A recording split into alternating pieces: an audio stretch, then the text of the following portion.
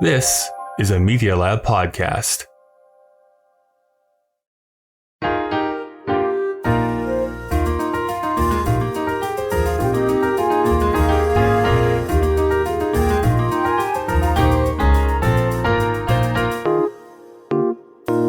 Welcome to Putting It Together, the podcast that goes through the entire body of work of Stephen Sondheim, show by show and song by song. My name is Kyle Marshall, your self-described Sondheim expert. There's been a lot of stuff that's happened, I would say, in the past week. Some of it I have briefly touched on, and some of it I have not talked about at all. So let's just go through it from top to bottom. Number one, the book Geminiani, Life and Lessons from Broadway and Beyond was published, was released, it came out, I got my own copy of it, and I've only gotten it, I've been so busy here recently, so I've only gotten 40 pages into it here by now. However, I've been flipping ahead just to see how each chapter starts, because it really does break it out by each show that Paul Geminiani was a part of. And chapter 11 is called Sweeney Todd, the Demon Barber of Fleet Street. You know, it's the season that we are currently in the middle of. And it's so sweet because Len Cariou is quoted at the very beginning of the chapter. And this is what he says. He says, Paul is the jolly green giant. He is an incredible musician with a great sense of fun and a great sense of the dramatic. The first time he saw the score for Epiphany during a break on a rehearsal day, he came into the rehearsal room and came over to me and said, "You are not going to believe what I've just seen. You are going to shit yourself." It was absolutely brilliant. So that's the type of thing, these little treats that you get throughout this book. And because Paul Geminiani is so important in the way that we have heard Sondheim interpreted, and many times in the very first run of those shows, any person who is interested really does need to pick up this book. It's been really, really great so far. Second, just briefly, I don't know if anyone else has heard this, but there has been this big rumor that a Sweeney Todd revival is coming to Broadway. That is complete conjecture at this point because no one actually knows if that is happening or not. But I thought I'd just bring it up and be like, hey, if that is true, please bring me out to opening night. I can interview people on the red carpet. I can do that thing. I can dress up and look nice for once.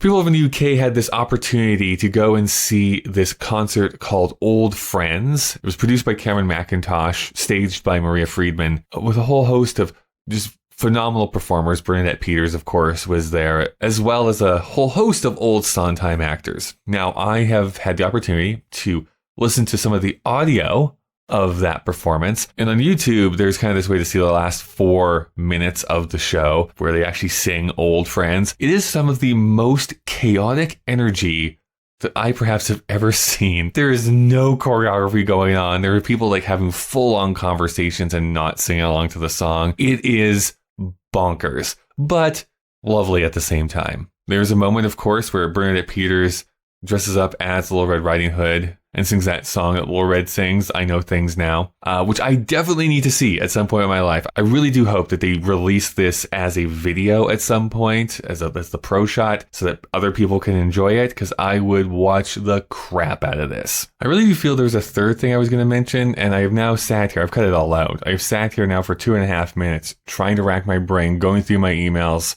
and I can't remember what it was I was going to say. So we're just going to move on and get so excited for the fact that we are talking about these 2 albums that have been released called Sondheim Unplugged. I get to talk to the producer and the spearhead of the in-person Sondheim Unplugged that happens in New York City and around the world. Phil Bond is on the show here today, and it is a great conversation.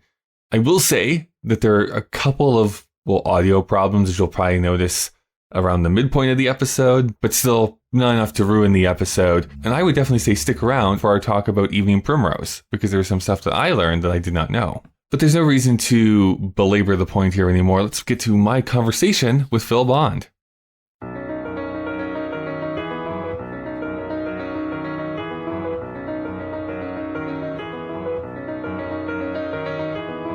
Marry me a little, love me just enough, cry but not too often, play but not too rough, keep a tender distance so we'll both be free, that's the way it ought to be. Phil Geoffrey Bond, thank you so much for joining me here today. Thank you, Kyle, for having me. I appreciate it. You know, I've spent the last I don't know, a couple mornings kind of listening through Sondheim Unplugged. Volume 2, I have to say. I've actually not listened to Volume 1 yet. But before we get into that, those 2 albums that have already been released, what I always like to ask people when they first come on is, when was your first introduction to Stephen Sondheim? I was 14 years old, and PBS broadcast the 1990 New York City Opera production of Little Night Music with Eliane Howe and George Lee Andrews and Danielle Furland and Marie Moore and Regina Resnick, and it was just transformative for me. I'd been involved in community theater, you know, and I knew The Sound of Music and South Pacific and many of the classics, but I'd never heard a musical story told quite that way and with such wit and such originality musically and thematically. So I watched it over and over and over again. And then they broadcast Into the Woods, and, you know, the rest is history. Yes, it's all over at that point. That Little Night Music production is great. I love that production. What I find fascinating, though, about that a little bit is that as a 14-year-old kid, you were like really into, I don't know, like this costume drama. Yes, a comedy at the same time, too. Can you verbalize, do you think, what it was about that show that caught your attention? Well, it's just so accessible. You know, I mean, the costumes and all of that aside, the story that's being told is extremely funny and not difficult to follow. And I you know, it was just I don't know, a sense of, I mean, wit is the only word I can come up with. And I really admired that. And I fell in love with Maureen Moore, who's playing Charlotte. And I wrote her a fan letter via Lincoln Center Theater. And she got it. We became pen pals very briefly. And when I went to apply for NYU for their acting program, she wrote me a letter of recommendation. Oh, wow. That's amazing. Yeah, and then when I came to New York, my senior class trip, she was in falsettos, and she had my friend and I backstage and then on stage and showed us around. And she's a great lady. Oh, that's perfect. I always love to hear those stories. Must have been a theater person already at the age of 14? Oh, yeah. Yeah, my mom was very, you know, interested in the stage, and she was a singer, and she was involved in a community theater musical, and I begged her to take me to rehearsal with her. And she didn't really want to because, you know, she was the mother of 2 young boys, and this was kind of her time to be on her own. But I just wouldn't shut up about it, and so I tagged along to rehearsals. I just felt, I think the minute I walked backstage and smelt backstage, I was like, this is the rest of my life. It's done. And I never had, there was never any thought I would do anything else. Yeah, it's hard to verbalize sometimes. I've had the opportunity on a couple of occasions or on a few occasions to go backstage of a theater. And I don't know what it is. There's just like a vibe. There's a smell. There's a thing behind backstage. It's like, oh, there's something here that you want to grab a hold of. Absolutely. What production was she doing? Interestingly enough, she was doing an original production called Melody Hall. And it was, she played a ghost. And it was a wonderful musical. And I still remember the music vividly. And the playwright and the composer lived in somewhere in the West.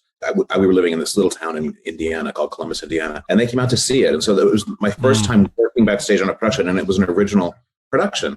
And I got to work props, and I remember I ran a fan so the drapes would blow. And yeah, it was great exposure because it was an original show. But between the ages of 8 and when I left Indiana at 18, I'd done a lot. Backstage or on stage. And I was pretty well versed and not shy about letting people know it. So you said you went to NYU. Is that where you went to? I did. Yeah. I double majored in dramatic writing and acting. And I was there from 93 to 97. Was that that was your ultimate goal, like playwright, working behind the scenes sort of thing? Or was there ever that flirtation with, I want to be on stage? Well, I am on stage on Sondheim Unplugged. I mean, we've been doing that for 20 years, and that's sort of a character I developed, the host of Sondheim Unplugged. And I've been on stage at a few things here and there, but it was never after college my thrust. You know, like a lot of people, I got out of college and I didn't have a support system, so I had to start paying the rent. So I looked for ways that kept me in the theater, but would actually pay the rent. I was very fortunate. I went to work as a theatrical publicist. I worked on Shakespeare's R&J and When Pigs Fly and Jekyll and Hyde. And, wow. And then eventually I was an associate producer on the Broadway production of The Lion King, which sounds more fancy than it is. I was there for a number of years, and I worked on the London production and the Japanese productions and the LA opening. So I worked for The Lion King for a number of years. And then I was asked I was always producing my own projects on the side. Out of the blue, I was asked to take over the booking of the Duplex Cabaret Theater on Sheridan Square. Right. And I had done some there as an artist. And I thought, really? But I was living on unemployment, and I just thought, well, okay. And then basically I realized what I had. Someone basically handed me the keys to a theater in the middle of Greenwich Village and said, do whatever you want.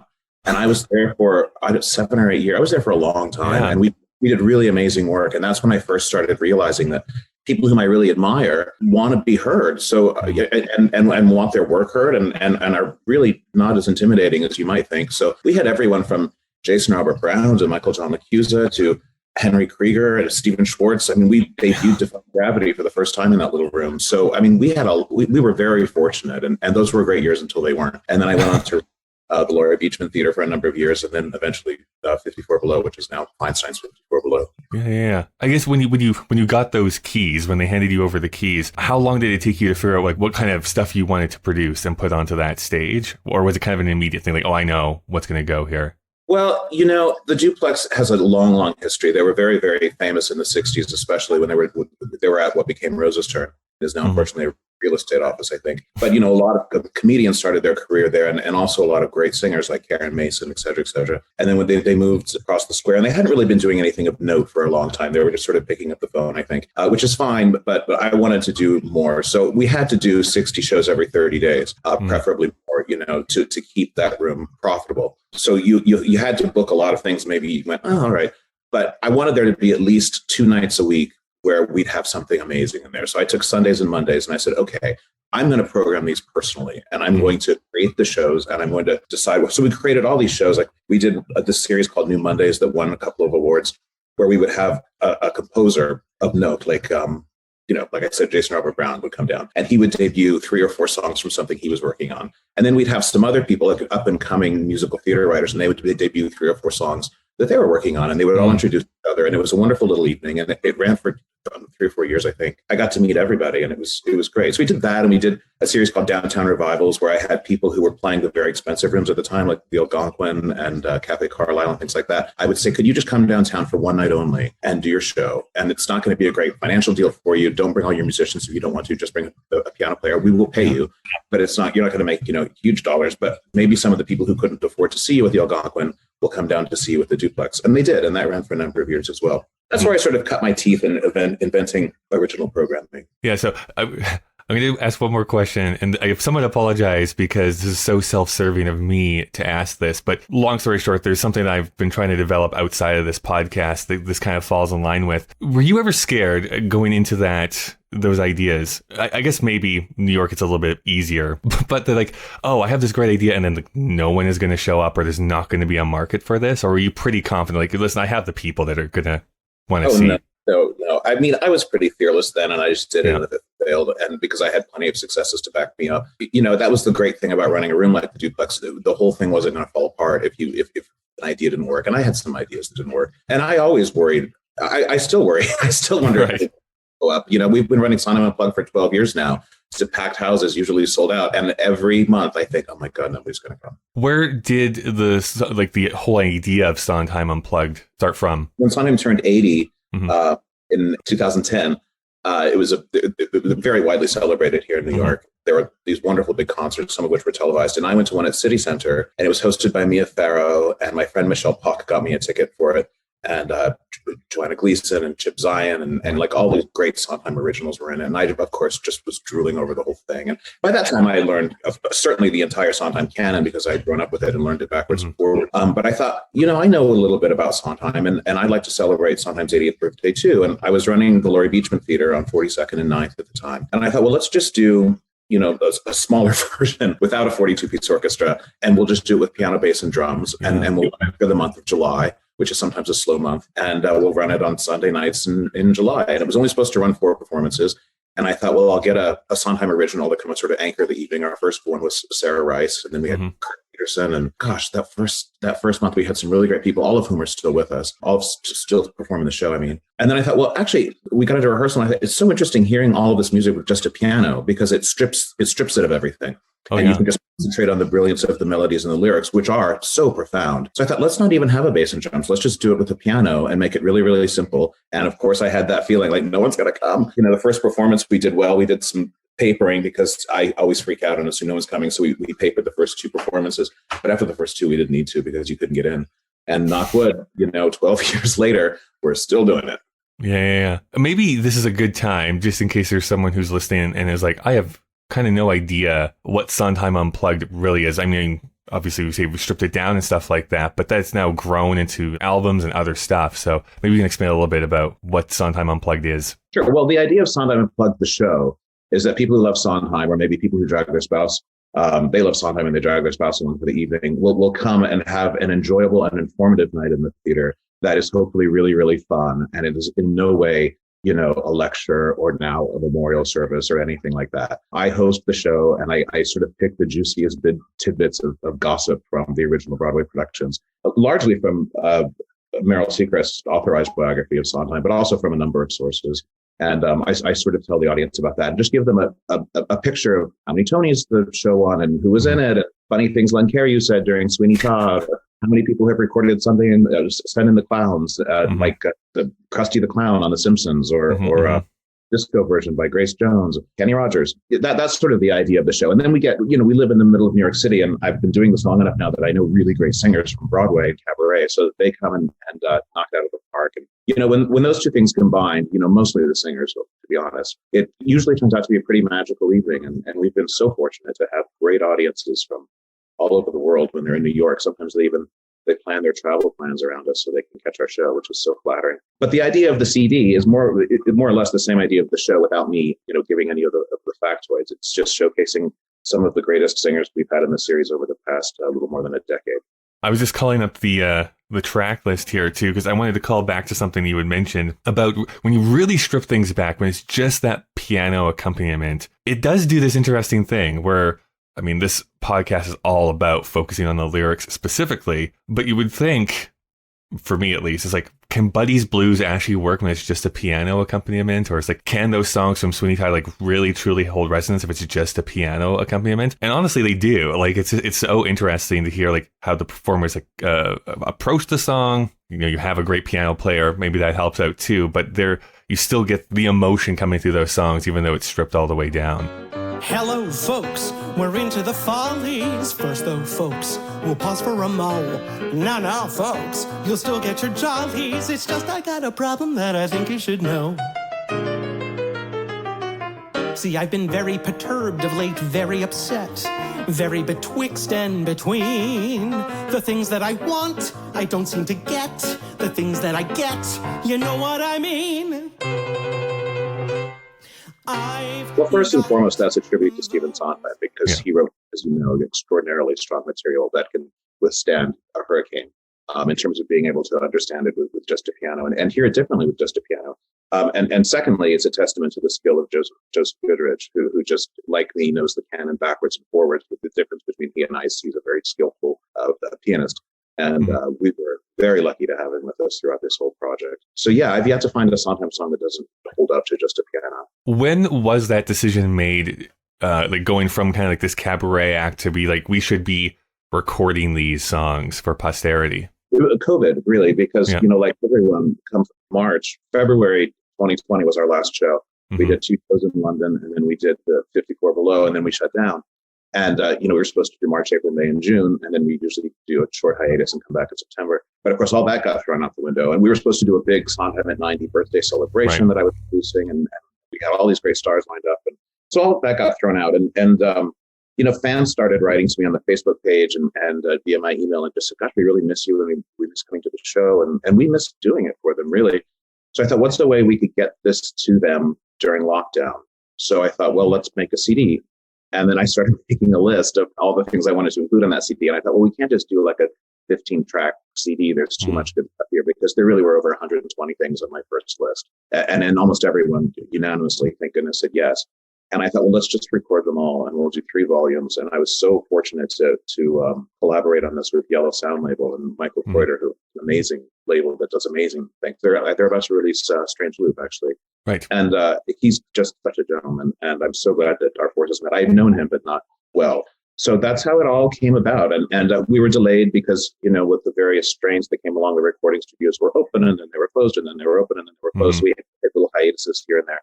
We finally got it all in the can, and we've got 1 and 2 out now, of course, and 3 forthcoming shortly.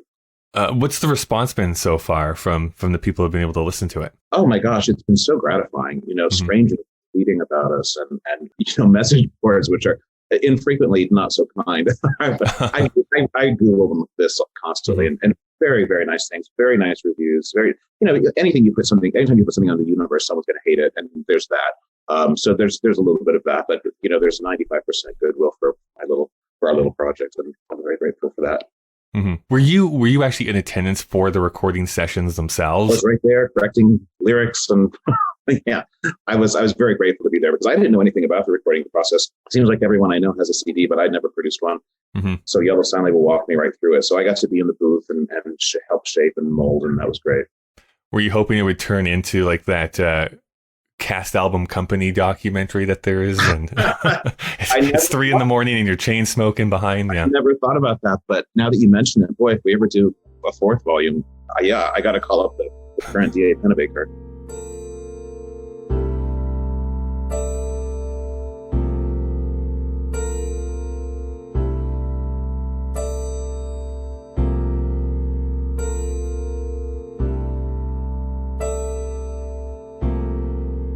Hi everyone, just Kyle breaking into the conversation to tell you about some of the people and organizations that help this show continue to go.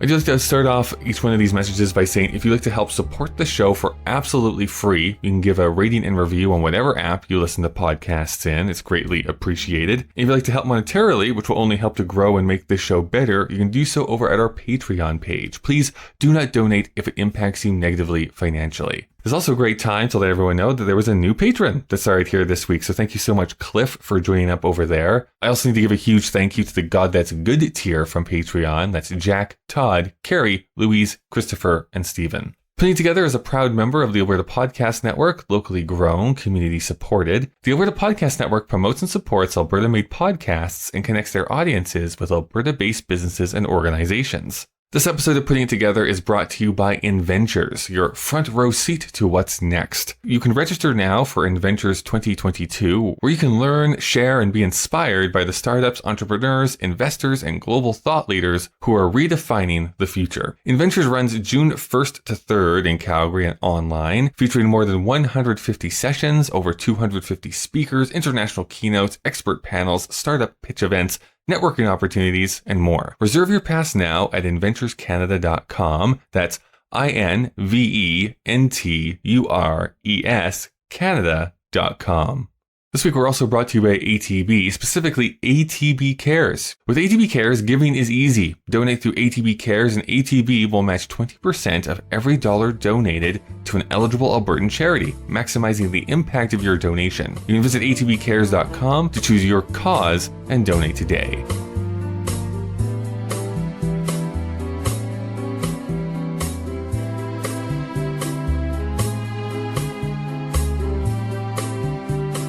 Now, something I have kind of started to do here, kind of a short segment called Favorites. And this is essentially you have to pick between your favorite child or your favorite pet. If you could, do you think you have a favorite song on either Volume 1 or Volume 2 that's been released already?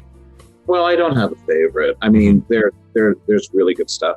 I think that anything Jacob Hoffman does is magical. I think he does a marvelous Someone in a Tree, and that's one that's not done. So I'm really proud of that one. I think Marta Sanders is such a powerful I'm Still Here. I love Sally Faye's Send in the Clowns. I mean, there's nothing on this, of course, that I don't love. Otherwise, I wouldn't have released it. Yeah, I mean, Kelly Rapke does an incredible Moments in the Woods. Telly Leung does a lovely Anyone Can Whistle. Also, Bill White had the idea to put together Pretty Woman with Someone Is Waiting, which I thought was an inspired idea. And we had done it. And so I called them up and said, would you come in and record this? And he said, of course. I really enjoyed that one a lot. Wait for me.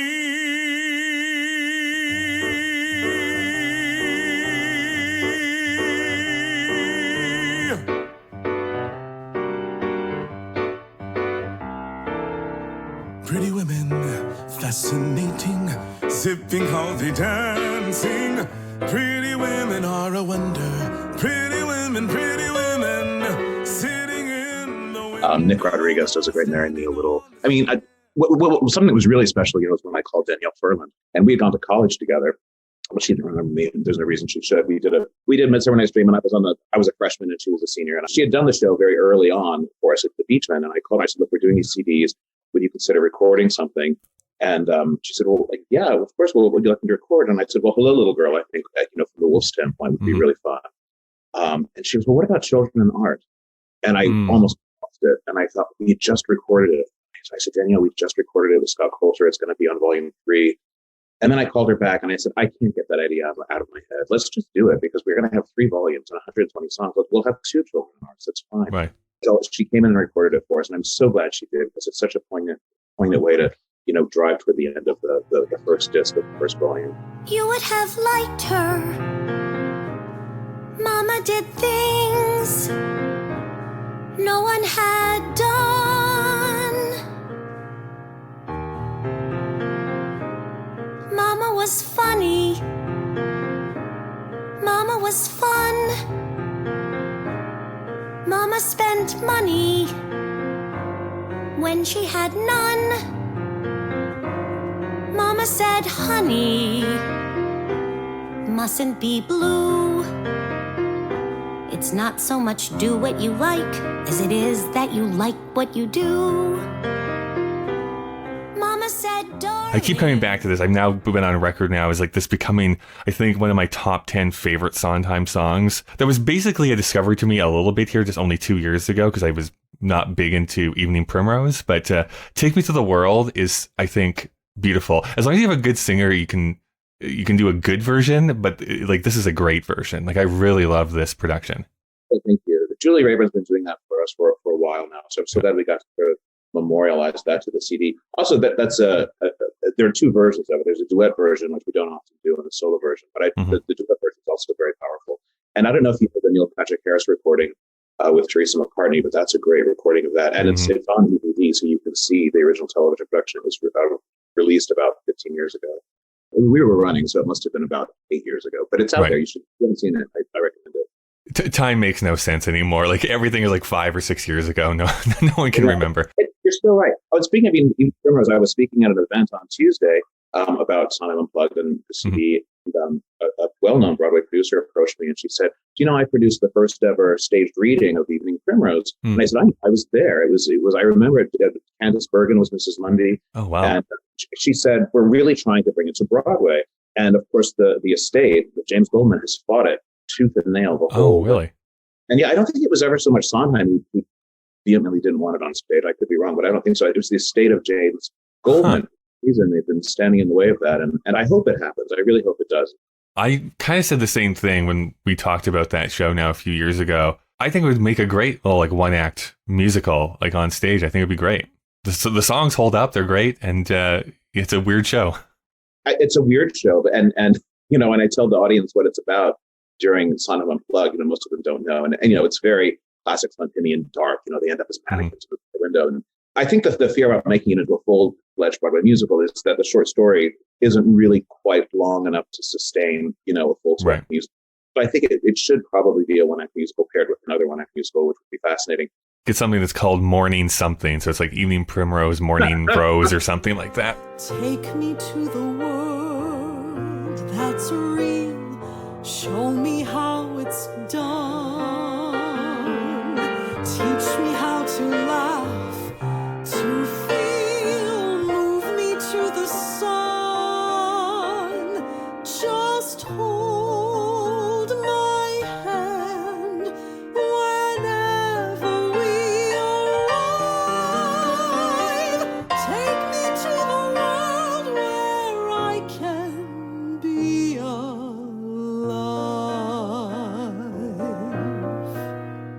When you were doing the Sondheim Unplugged, like cabaret stuff, was there like, I don't know, a favorite like discovery or moment that happened that was like, oh my gosh, this is like a magical thing I get to be here for? Oh, there have been so many over the years. People are really nice. There's a lot of nastiness in the world right now, but once a month we get to do Sondheim Unplugged, and all my friends show up. We have a company of about 80 vocalists who rotate in now, but just getting to see them when they show up at the tech rehearsal thrills me to no end. And spending time with them in the green room, and then going out and doing the show. And Joe Goodrich and I had so many great years together. And sometimes we'd just be in the elevator, and I'd say, "I'm going to work the word hippopotamus into the show tonight. You just wait. And I would say something like, Evening Primrose should have had a hippopotamus or something like that. Right. It was just a joke for Joe and I, but sometimes the show's just for us. I knew the Sondheim canon very well. There were things that even I didn't know, like I didn't know Do I Hear a Waltz particularly well. And some people will bring me a song and say, "I've always wanted to sing this." And I'll say, "Oh, what's that? I actually don't know this very well." Sometimes people have sheet music that at the time they weren't supposed to have, and so we would put it in the show. Like we did She'll Be Back before it was published. She'll Be Back was written for Meryl Streep for the movie version of Into the Woods. Yeah. We did some in the first proposed movie version of Into the Woods back when it was going to star Susan Sarandon, and then before that Cher as the witch. So this has all been published since then, but at the time that music wasn't published. And then sometimes someone suggests a singer to me, and I put them in the show, and maybe they're just out of college or something, and they're amazing, and you think, oh my gosh, we got to work with you early in your career, like Jessica Vosk. She was in all of our shows for many years, and she was lovely, and I'm so glad that we got to work with her at that time in her career.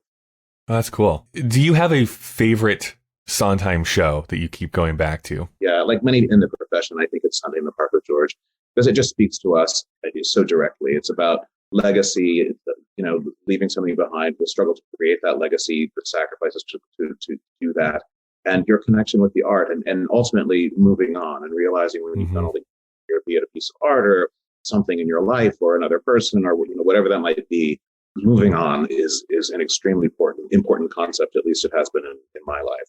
Yeah, I'm one of those weirdos who puts his music on shuffle and it's like shuffles everything.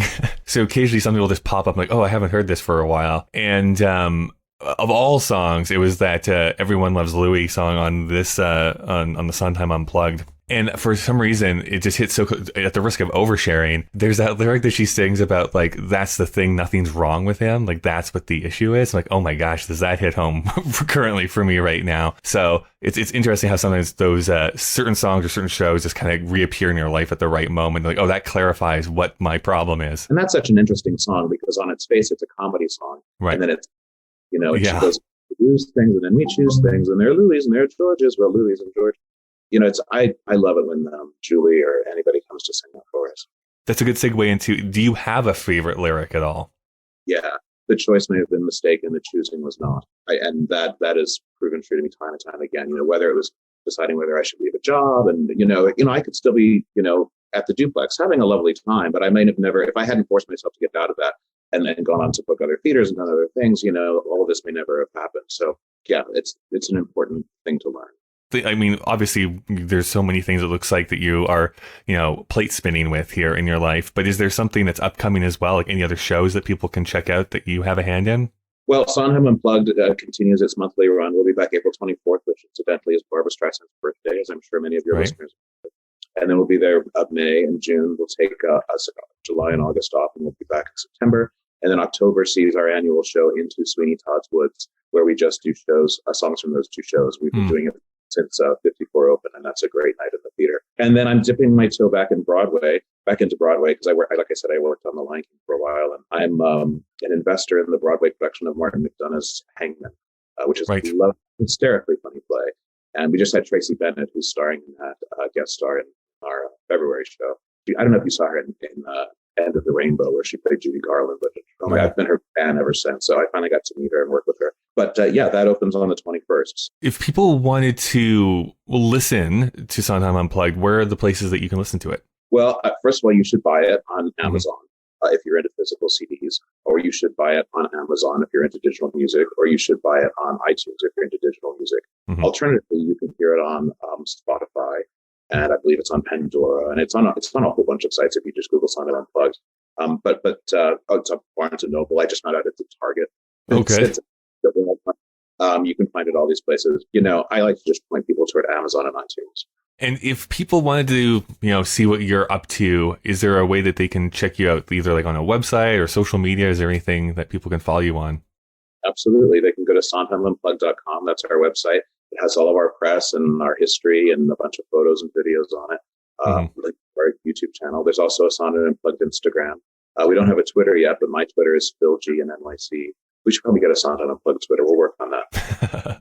Everything links to SondheimUnplugged.com. Oh, perfect. The first 2 volumes are out. The third one is upcoming. Did you say there's a 4th volume coming out as well? Not yet. Not yet. Okay. But for sure, the 3. There are some great singers that we didn't get to, and there's some great material that we didn't get to, believe it or not, after all of the 120-ish tracks that are coming out. So who knows? Maybe. Yeah. Yeah, sure. Why not? Well, thanks, Phil. Oh, my goodness. Thank you, Kyle. This was a pleasure.